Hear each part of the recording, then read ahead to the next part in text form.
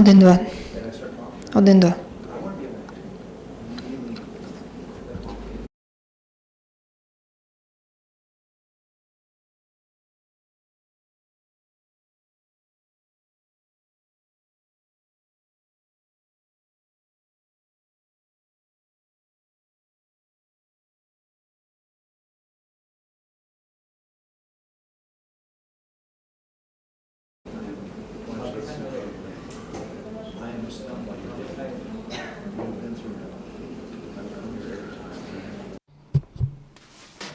Good afternoon. I want to thank everybody who joins us today. I'm happy to see all of you here in Ukraine Media Center Ukrinform. My name is Olga Atamanova. It's been 10 years of the war and today is day 447 of the full-scale invasion of our homeland by Russian aggressor. The last night was very tense for all of us, and now we will be talking about another strike by the occupiers. Joining us online is Yuriy Ignat, spokesperson of the Air Force Command of the Armed Forces of Ukraine. Good afternoon, Mr. Yuriy.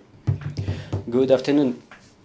Mr. Yuriy, this night the occupiers inflicted another strike on our country. Some say that it was the most powerful attack of our capital. Was it really the biggest attack on Kiev, or the other regions were targeted by the occupiers too? If you can give us a little bit more detail about that. Thank you. Well, to find out about the real goal of that attack, we could say about that if the missiles hit their targets, but if the missiles are being destroyed in the skies at high altitude, to find out what was the target of the enemy is impossible. But on the other hand, the capital used to be, and it still remains, the priority target for the enemy, because there are important infrastructure facilities located there, as well as the offices of the government, and it's clear that they want to hit the very heart of the country and to keep the whole of Ukrainian nation tense. We were able to repel another airstrike this night. Its peculiarity was the use of Kinjal missiles that were used in big quantity this time. All of them were downed. 9 caliber missiles, 6 Kinjal missiles, plus 3 missiles that were flying along the ballistic trajectory, plus 6 loitering drones, Shaheds, and 3 reconnaissance drones. The strike was launched from the MiG-31K fighter jets and from the Black Sea Basin vessels. So 9 caliber missiles were launched from the Black Sea Basin, and from the north S-400 and Iskander-M missiles were flying from north direction along the ballistic trajectories. So that was the information from the staff of the Air Defense Forces. The commander extended his appreciation of the work of personnel of Air Defense Forces. Human lives were saved, the infrastructure was saved, so we will keep doing everything possible to reinforce our air defense, thanks to the support of our international partners, to the government of our country. We keep receiving very powerful air defense systems that can work on not only aerodynamic targets but also air ballistic. The infamous Kinjal that have no analogs in the world, they are not so scary anymore. We just need more systems that are capable of downing the ballistic missiles. We have news already from the media that some tea is on the way, that shortly they will be in the ranks of our air defense system, in our air defense forces, and just like Patriots, they can down the air ballistic targets. On behalf of all of the Ukrainians, we want to thank the work of our air defense forces for such a great job. We've heard from you that this night both air ballistic and cruise missiles were launched. Does it say anything? Do occupiers try to find our air defense systems in this way, or can we forecast what are they trying to do, launching all these types of missiles at the same time? Well, as I said, in the night, they launched their reconnaissance drones, and then in the same way they launched Shahed drones as an element of identification of the positions of our air defense forces.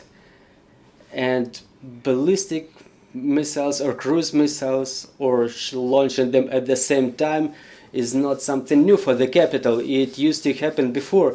The peculiarity of this strike is the big number of Kinzhal missiles. We know that Russia doesn't have a lot of them.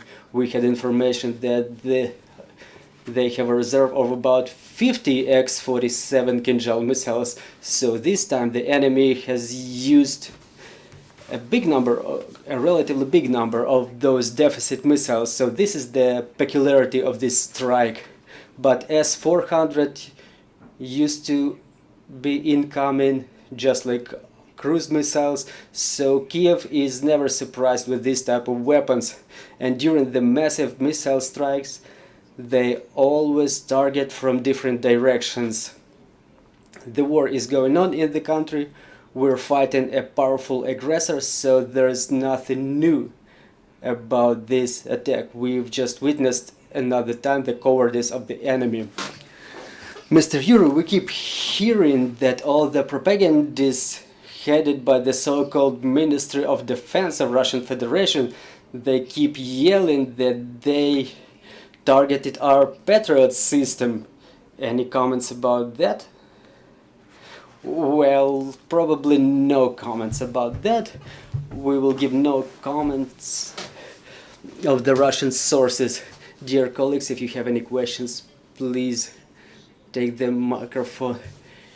Olena Lomachenko, Ukrinform. If it's not a secret, so what were the air defense systems used to down the Kinzhal missiles, and do we have Storm Shadow missiles already in Ukraine? So twice no. You know what systems are used to down the ballistic missiles. Storm Shadow, there was already a statement by the British government that Storm Shadow will be supplied to Ukraine. There is the relevant statement from France. They call these missiles in a different way. They call them Scalp. Are these missiles already available in Ukraine? We will leave it without comments. I'm sorry, we have more questions on the... Chris Sampson, National Security Media. I have a couple questions. Is it accurate to say that this was a combined attack that was sort of unique in the sense of using so many types of missiles plus the loitering drones? And then second question for nowadays is there are a lot of citizens or various people who have been posting video of the air defense reactions at time, and what is your caution for people doing that? Yakov.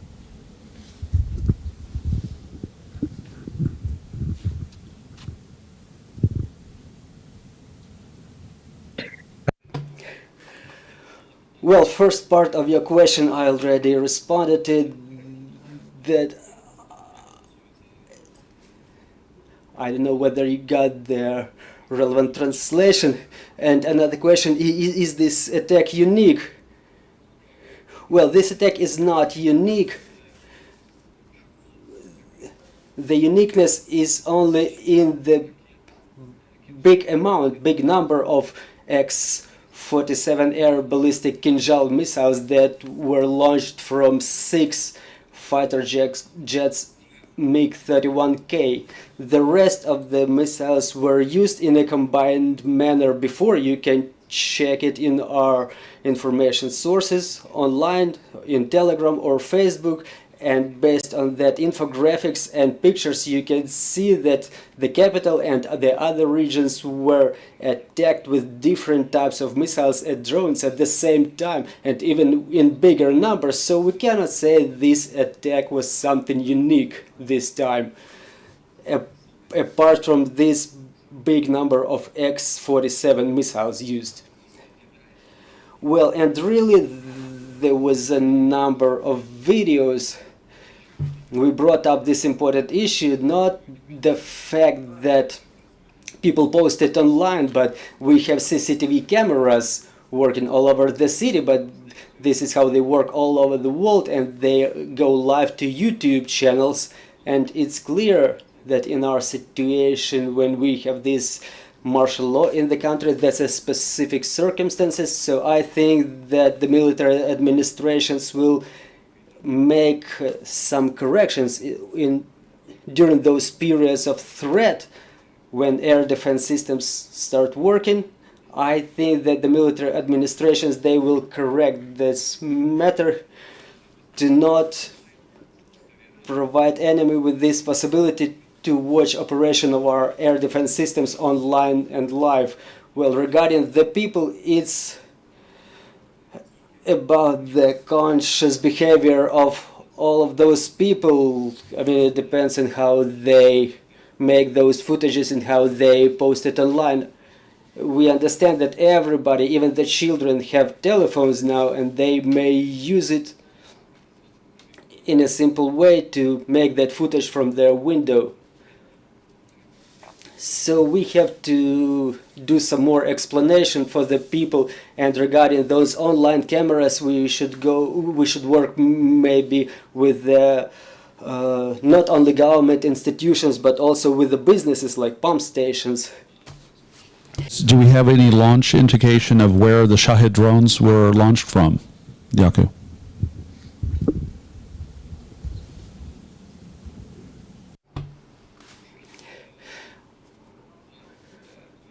Well, according to the information that we have, the Shaheeds were launched from the northern direction.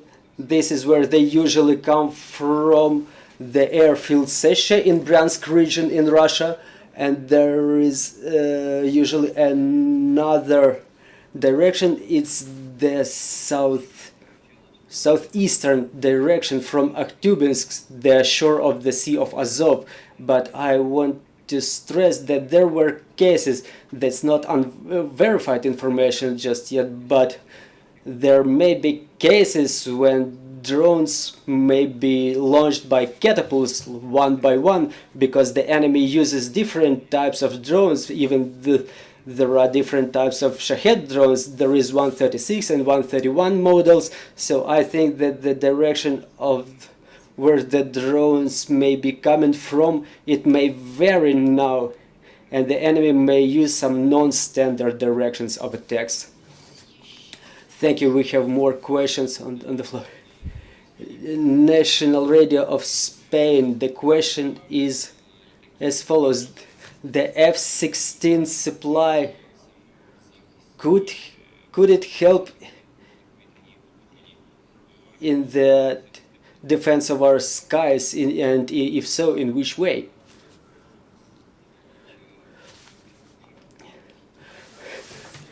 Well, this question was asked multiple times already, and I think this issue will be worked on further, because our president, he was on tour around European countries, and he was emphasizing that aviation coalition should start work, and the coalition of countries who intend to help Ukraine with the fixed-wing aircraft, with training of pilots and maintenance teams, along with the supply of armament for those airplanes, because airplanes is one thing and the armament is a whole different thing. It's expensive. Many countries have it though, and the joint effort of such coalition, as it's called the fighter jet coalition, whether they could help, well, obviously they could, though there was a thorough analysis our aviation can be re-equipped with the new Western fixed-wing airplane, it's clear that there is no cooperation with Russia after the year 2014 in the defense industry, and we have the fleet of fixed-wing aircraft which were manufactured back in Soviet times. We can extend their lifetime, we can repair them and modernize them to some limited extent. And now the command of the Air Force is facing the choice to replace the Russian obsolete material with Western types. We consider different types of air defense systems and fighter jets. It was happening way before the beginning of the full-scale invasion, and now we've defined several types of the aircraft, and F-16 is the one type that can be counted on, because there are other types of aircraft that could fit Ukraine as aviation platform, but we may hardly count on them. This is why F-16 is the aircraft of choice that we count on. The fighter jet, which is easy to use, and we can replace the whole fleet of the MiG-29, Su-27, Su-25 and multi-purpose fighter. F-16 is capable of fulfilling the whole broad range of tasks that are currently fulfilled by those different types of airplane, thanks to its high precision, up-to-date weaponry, and it can do a lot for our country. Why specifically F-16 and what can it do? F-16 can be dispersed, just like now the aviation wars all across Ukraine, in dozens of operational airfields that we have now, and it can promptly react to the threats in different areas of our country. It may destroy such types of air targets as cruise missiles and drones. This is the first thing we need F-16s for. We needed to get protected against the air terrorism by Russia. It can down all the types of air missiles. It can drive away Russian aviation from our borders, which launches guided aviation bombs. So it's capable of defending us against those threats. Also, it's capable of supporting the land forces, because we understand that without prevailing forces it's difficult to fulfill any offensive operations. So F-16 is capable of working on different types of targets, including remote targets with the long-range missiles. Those are the guided aviation bombs or air-to-surface cruise missiles. Also, the aircraft is capable of launching missiles, the Harpoon missiles, against the sea targets, maritime targets. We have the grain corridors, which also need protection from the air. So this is why we need this airplane, and this fighter jet coalition can help us in this way. If tomorrow the decision is made, I'm saying it conditionally, please don't distort my words. I mean, I wish this decision is made the soonest possible to provide Ukraine with this airplane. So on the very next day we already have pilots who are about to set off for training to be capable of driving this Western airplane. Mr. Yuriy, another question about the latest events in Bryansk region, the falling down of rotary wing aircraft. What's going on there? Well, we don't comment anything that is going on in Russia, but what was going on is that their aviation group was attacking Ukraine with guided aviation bombs. They were flying to kill Ukrainians from the north. I mean, Chernihiv, Sumy, Kharkiv region, they end up under strike on a daily basis. They throw those bombs which weigh 500 kilograms, and they usually target the infrastructure facilities. So 2 Mi-8 helicopters were providing the operation of this aviation group, Su-34 and Su-35 fixed-wing aircraft. So those were the electronic countermeasures helicopters which covered the work of the Russian fighter jets. So something happened, they ended up in some unpleasant circumstances, and they all fell down to the ground. Well, they all crashed. So this is what happened. Well, we hope that such unpleasant stories will be happening to them again and again.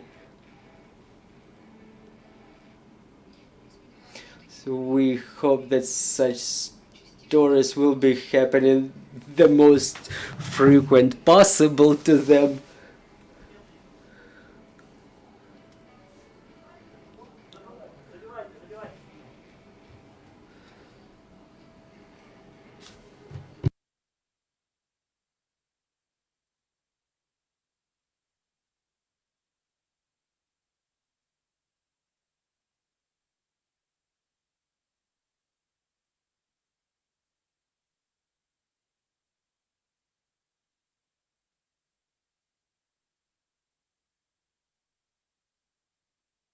One, two. Unfortunately, sometimes we have some technical problems, but I hope that the Russians will face those problems we mentioned the most frequent possible. So thanks again, Mr. Yuriy, for this broadcast. I'm reminding you, joining us was Yuriy Ignat, the spokesperson of the Air Defense Forces of the Air Force of Ukraine. Right now our team is working on the schedule for tomorrow, so bear with us, stay tuned, and glory to Ukraine.